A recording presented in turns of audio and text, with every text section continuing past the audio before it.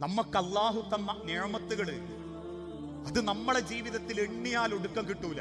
ഇക്കഴിഞ്ഞ ദിവസം 3 ദിവസങ്ങൾക്ക് 4 ദിവസങ്ങൾക്ക് മുൻപ് ഒരു ചെറുപ്പക്കാരൻ എന്നെ കാണാൻ വന്നിരുന്നു. ജുമുഅക്ക് ശേഷം കുറെ കരഞ്ഞു അവൻ. അപ്പൊ ഞാൻ ചോദിച്ചു എന്താ? ഓൻ പറഞ്ഞു എന്റെ കല്യാണമായിരുന്നു കഴിഞ്ഞ 2 ആഴ്ച മുൻപ്. കല്യാണം കഴിഞ്ഞു, ഞാനും എന്റെ അനിയനും മാത്രമേ ഉള്ളൂ.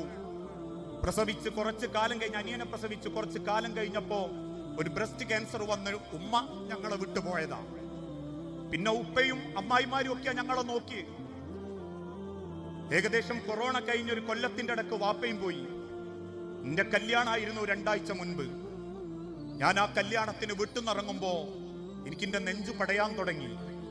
ഞാൻ എന്റെ പെണ്ണിനെയും കുട്ടി തിരിച്ചു വന്നപ്പോ ഒന്ന് കൈ പിടിച്ച് അകത്തേക്ക് കൊണ്ടുപോകാൻ എനിക്ക് ഇമ്മല്ല, എനിക്കൊരു പെങ്ങളുമില്ല. അവസാനം വീട്ടിക്ക് വന്നവരൊക്കെ സലാം യാത്ര പറഞ്ഞു പോയപ്പോ ഇന്നേക്ക് 2 ആഴ്ചയായി.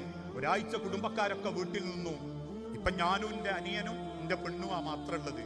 പക്ഷെ എനിക്ക് എന്റെ വീട് ഇത്രത്തോളം വേദന നൽകുന്ന ഒരു സ്ഥലമായി മാറുന്നത് ഞാൻ ഇപ്പോഴാ അറിയുന്നത്. പ്രിയപ്പെട്ടവരെ, നമ്മളെ വാപ്പയമ്മയൊക്കെ ഒരു വലിയ നിഅമത്താ.